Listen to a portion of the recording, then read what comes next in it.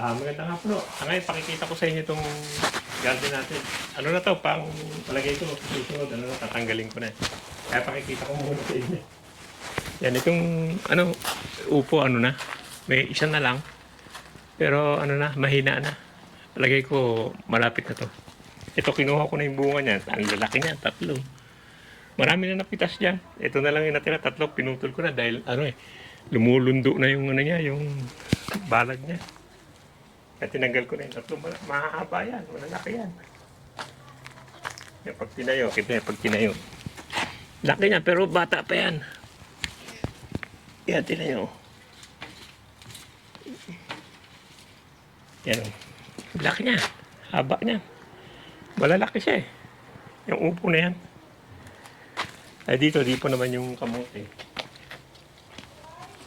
Ito kasi nilalagyan ko ng to. Itong yan. May to, may borax.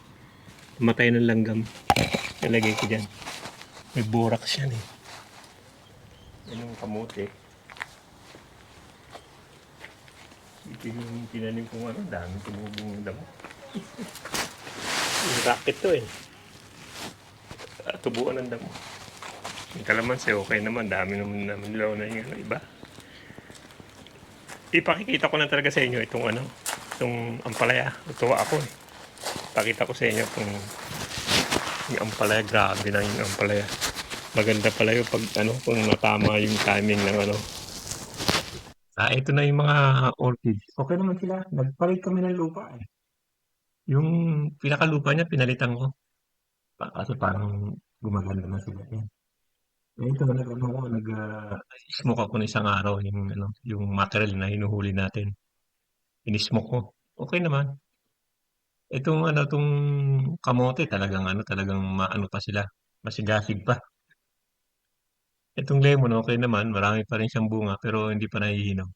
Itong ubas wala na yan, talagang na yan, hindi namunga eh. Buti pa tong lemon, maraming binubunga eh. Ito yung bay leaf, okay naman siya. Maganda rin pang ng insekto yan, ng bay leaf eh. Ito yung yung turmeric. Pero yan, turmeric yan eh. Nilagay ko sa baba. Parang mas gusto nila sa lupa eh, hindi doon sa paso eh. Dito yung yung bayabas. May bunga naman. Ewan ko kung tutuloy yan eh. May bunga. Oh. Ewan ko kung tutuloy. Kasi palamig na eh. Ewan ko kung makakaya niya yung lamig eh. Ang inano ko lang matagal sana yung dahon eh. Yan, may bunga pa rin dito. Yan, dalawa. Oh. Maganda rin yung dahon yan. Inilalaga. Maganda rin sa katawan din yan.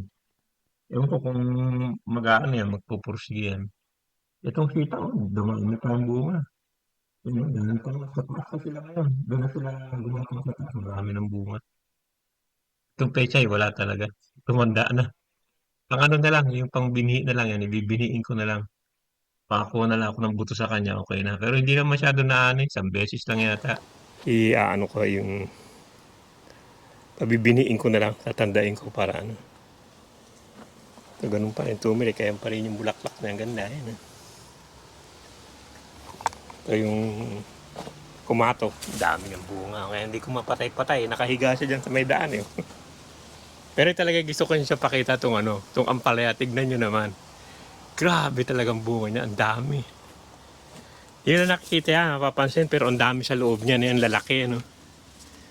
Ito yan. Sa loob yan. Laki. Yan. Yan pa dito. Isa ang laki. Ito bibiniin ko na lang siguro to. Ito isa na to. Ang laki. Parang yung sa atin. Okay pala pag natapat sa panahon eh. Yan dami niya. Ito yung ampalaya sa atin.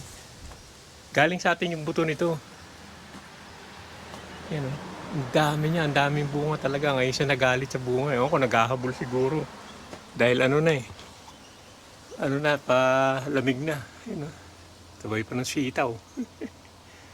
Sa loob marami rin. Yan, lalaki Ito yung lalaki Yung green yan, hindi katulad ng isa. Ito, meron pa. Sumusungo din Sa loob, madami. Yan Ito, laki isa. Yan, dami.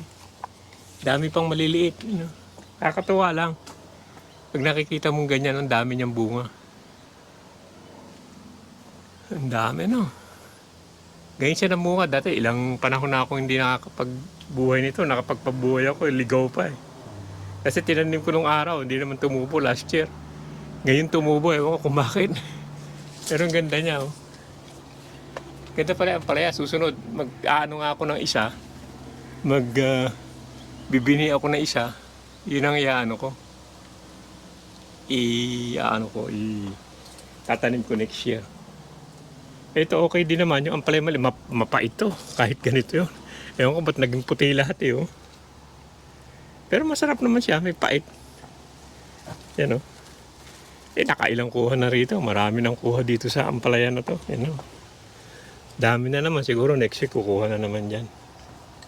Ano, dahon na naman. Pati yung dahon, sayang. Sa ano sana ito, sunod-sunod ang bunga niya, oh.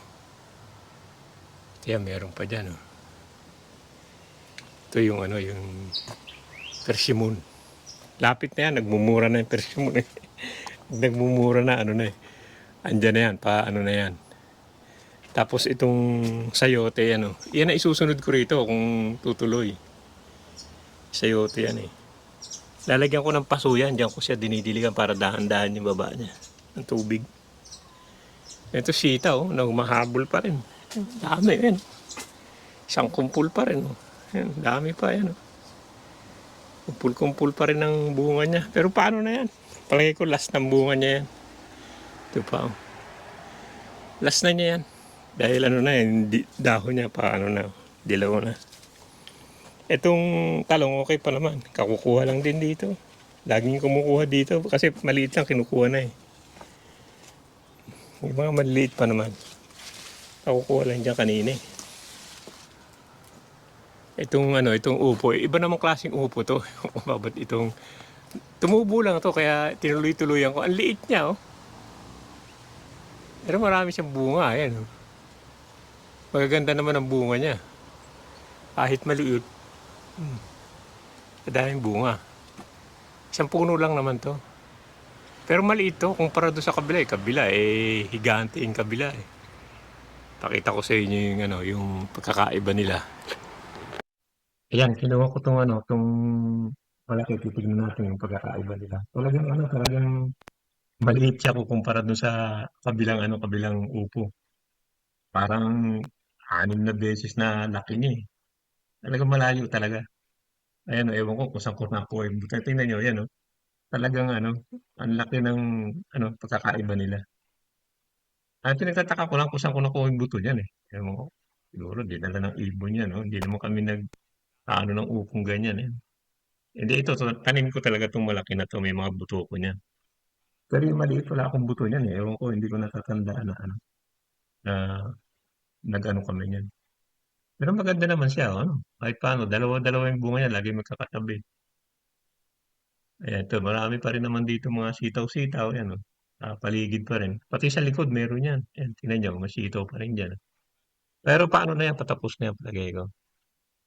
Ito naman yung mga may mga ampalaya pa rin naman. Kahit paano, may mga sumisingit-singit pa yan. Yan, pag dilaw ng ganyan, mawawala na yan. Ayan. Okay pa naman. Pero tingin ko yung isang puno na yun, wala na yun. Mga 3 puno kasi ito. Yan, ang dami pa naman siya bunga. Natin yung sa paligid, ano pa naman, sayang yung niya, yung dahon niya, yan. Yan, daming dahon, yan. Masarap lagay sa munggo sana.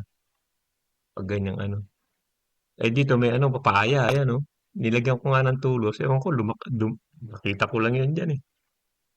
Kaya nilagyan ko na lang ng tungkod para para lumaki ba. Ito, may papaya pa rin dito. Yan. Ewan ko kung tutuloy-tuloy din yan, titignan ko. Itong kamote naman, di naman tumitigil ngayon. Hanggang ngayon, pati dito sa kabila, malaki-laki na itong mga nandito. Sige nang kuha namin dito eh, pero sige rin siya eh. Maganda yung talbos ng kamote pag tinatalbosan mo. Yeah, may dalawa pang upo dito. Ewan ko, pero may isa parang sa dulo naman. Napalabas pa rin. Pero pang na rin yan, palagay ko. Lalamig-lamig na eh. Lumalamig-lamig na ng konti. Kaya paano na rin yan. Wala na rin. May mga lumalabas pa rin dyan. Mga ilan-ilan pa rin lumalabas naman. Kahit paano, meron pa siyang, may pasigunda pa siguro. Dito yung kamatis, wala na. Anihin ko na to mamaya. Kasi na eh. wala na, ano na siya, namamatay na. Pechay dito, sayang eh, ano, na ano lang, tumanda lang, na ano lang, hindi naman napakinabangan. Kasi napabayaan din, hindi ko na naani eh, sayang din. Pero may mga dami pa namang bunga, yung mga ampalaya, meron pa rin yan, oh. Mga singit-singit. Kaya okay naman, madami namang bunga. Ayun yung dahon sana, masarap sa ampalaya. Pati yung ano, dahon ng ano, ampalaya. Ano, yung dahon ganda talaga, ano? Yung ampalaya. Next year yun ay tatanim ko. Titignan natin, puro ganyan ay tatanim ko. Bubunutin ko yung maliliit. Kasi ang ganda talaga eh, oh. Ang lalaki, nakakatuwa eh. Nakakatuwa lang talaga pag ganyang nakikita mo yung bunga ng ano eh. Ng ampalaya na ganyan pala kalalaki sila. Yung F1 pala to. Yan, meron pa dito sa kabila, oh. Yung F1 to dun sa atin eh, naalala ko na ano yan, yung F1 ang ano yan, ang brand yan. Maganda, maganda talaga. Eh, hindi pa alagang-alaga yan, wala pang fertilizer yan. Pero tignan mo naman magbunga siya, grabe ang dami, no? Kakatuwa lang talaga. Sarap ng tignan eh. Pero itong ibang sitaw ko wala na. Pero may mga ilan-ilan pang nagbubunga-bunga pa yan. Tulad yan, marami-rami pa naman siya. Pang ilang beses naman dyan. Yan ang ano, yan ang ano natin dito sa paligid. Parang masukal na ano. Pero pag nawala na yan, isang buwan na lang naman siguro yan. Isa o 2 buwan na lang. Kasi lumalamig na rin naman. Ito nga pala lang talaga ang natuwa ko. Na ganito ka dami siya mamunga, ganun kalalaki. Kaya yan ang ano ko sa susunod. Yan ang tatanim ko. Itong bayabas na to, okay naman, nagbubunga. Pero nagda-doubt ako kung tutuloy yan. Palamig na rin naman, pawala na rin siguro yan. Kaya ito, kukunin ko na lang yung binhi siguro nitong ano, petsay. Yun ang ano natin, yun ang paligid ngayon. Pero maganda rin pala itong may ganitong ano, may may netting. Kasi hindi napapasok masyado ng ibon. May nakakapasok din pa ilan-ilan pero hindi naman ano, hindi naman sila marami talaga. Kasi alokbate, wala namang kumakain yan. Gapang lang ng gapang eh. Ewan ko, hindi nila ayaw ng misis ko eh. Lasang lupa daw. Pero masarap naman niya ako. Sarap sa munggo. Gusto ko nga sa munggo yan eh. Kaya ano. Yan, pakikita ko muna sa inyo itong mga ano to, yung mga bininhi kong ano. Nagbinhi na ako ng ano eh, ng snowfish. Yan, ito yung ano natin eh. Malaki na talaga. Oh, lumaki na talaga ng gusto to. Itong ano, Monstera albo. Pero itong ano, wala na, namatay na. Yung malunggay. Pero babayaan ko lang, sabi na tutubo din daw yan eh. Yan, may bago na naman umusbong. Laki na yan oh. Ewan ko, mga gagawin ko dyan, lipat ko siguro. Ito yung mga binini kong ano, mga snowfish na to. Kasi medyo malamig-lamig na rin, baka pwede na yan. Puro snowfish yan. Saka dito. Yan, marami-rami akong binining snowfish eh. Yan, snowfish din yan. Dito yung ano, hindi pa rin na ano tong watercress. Medyo lumalaki na pero hindi masyado. Yung dito, wala, binungkal ko ulit at tinubuan ng maraming damo. Pinatay ko siya, tapos binungkal ko. Marami naman akong binhing ano, yung rocket. Ito, marami to yun. Dami naman yan. Kaya binungkal, pinatay ko na lang. Ano, ang daming binhi.